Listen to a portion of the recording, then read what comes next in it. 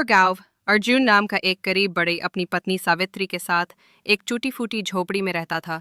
अर्जुन हर सुबह सूरज निकलने से पहले काम पर निकल जाता, क्योंकि बारिश का मौसम पास था और उसे डर था कि मौसम खराब होते ही काम मिलना बंद हो जाएगा। सावित्री घर के कामकाज निपटाकर गांव के एकमात्र कुएं से पानी भरने जाती है, जहां ठाकुर हवेली की औरतें उसे तिरस्कार से बीच में से हटने को कहती हैं और वो चुपचाप अपना मटका हटा लेती है। शाम को अर्जुन घर लौटता है तो सावित्री की आंखों में उदासी देखता है और जानने पर वो कहती है कि सिर्फ करीब होने की वजह से गांव वाले उसे इज्जत नहीं देते। अर्जुन उसे समझाता है कि वो लोग सिर्फ दिखावे के अमीर हैं, असली इज्जत मेहनत करने वालों को मिलती है। उसी शाम गांव के चौपाल पर कुछ किसान अपने खेत की बाड़ के लिए किसी मेहनती बढ़ई की तलाश में चर्चा करते हैं और अर्जुन की ईमानदारी और मेहनत की तारीफ करते हैं। फिर कुछ ही दिनों में बारिश शुरू हो जाती है और अर्जुन और सावित्री की झोपड़ी की छत से पानी टपकने लगता है। दोनों चिंतित होते हैं कि ज़रूरी सामान भीग जाएगा। सावित्री अर्जुन को ठाकुर साहब के बेटे विनय से मदद मांगने को कहती है। अर्जुन विनय के घर जाता है, लेकिन विनय की पत्नी रंजना उसे तिरस्कार पूर्वक घर से निकाल देती है। सावित्री फिर एक आइडिया देती है कि वे ज़रूरी सामान को प्लास्टिक से ढककर सुरक्षित कर सकते हैं और दोनों वैसा ही करते हैं। अगले दिन अर्जुन काम की तलाश में गांव भर में भटकता है, लेकिन कहीं काम नहीं मिलता। तभी उसे गांव के मैदान में हलचल दिखती है और पता चलता है कि 10 दिन बाद वहां एक मेगा हैंडीक्राफ्ट मेला लगने वाला है, जिसमें दूर दूर से लोग आएंगे। आयोजक अर्जुन को मेले की तैयारी में मजदूरी का काम दे देते हैं। अर्जुन खुशी से लौटकर सावित्री को बताता है तो वो भी बताती है कि उसने पास की बस्ती में कुछ बर्तन धोने का काम पकड़ लिया है।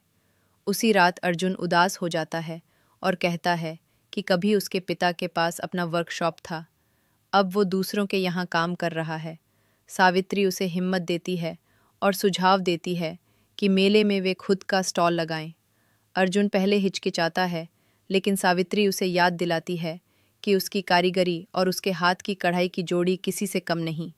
सावित्री उसे बताती है कि उसके पिता की पुरानी वुडवर्क मशीन उसने ठीक करवा ली है। फिर दोनों बाजार से जरूरी सामान लाते हैं और अगले दिन से काम शुरू करते हैं। सावित्री सूती कपड़ों पर कढ़ाई करती है तो अर्जुन लकड़ी से सुंदर मंदिर पेन स्टैंड और दिए बनाता है। धीरे धीरे दोनों का सामान तैयार होता है। मेले के दिन वे झोले में सब कुछ भरकर स्टॉल लगाते हैं। ग्राहक एक से बढ़कर एक तारीफ करते हैं और सामान खरीदते हैं। उनका स्टॉल सबसे ज्यादा बिकने वाला स्टॉल बन जाता है। ये देखकर रंजना जल जाती है और बदला लेने की सोचती है। वह स्टॉल पर जाकर तोड़ फोड़ करती है, लेकिन आयोजक उसे रंगे हाथों पकड़ लेते हैं और विनय माफी मांगता है। उसी रात घर लौटते वक्त अर्जुन को एक घायल आदमी रास्ते में मिलता है। वो और सावित्री उसे अपने घर ले आते हैं। सुबह वह आदमी होश में आता है और अर्जुन के घर में टंगी एक पुरानी तस्वीर देखकर पहचान जाता है कि ये अर्जुन के पिता धनराज साहू की है। फिर वो आदमी फूट फूट कर रोते हुए बताता है कि उसके पिताजी ने ही धनराज की मिल में जलवश आग लगवा दी थी, जिससे अर्जुन का सब कुछ बर्बाद हो गया था।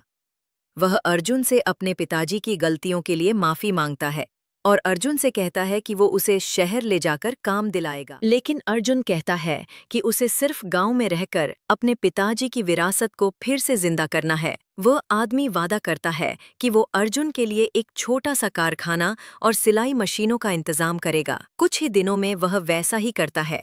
अर्जुन और सावित्री फिर से अपने काम में जुट जाते हैं और गांव की दूसरी औरतों को भी काम पर लगाते हैं। अब सावित्री कारीगर महिला संस्था और अर्जुन वुडवर्क्स का नाम गांव ही नहीं पूरे जिले में फैल जाता है। उनका सामान शहरों तक पहुंचता है और लोग कहते हैं, जब मेहनत और भरोसा साथ हो तो किस्मत भी सलाम ठोकती है।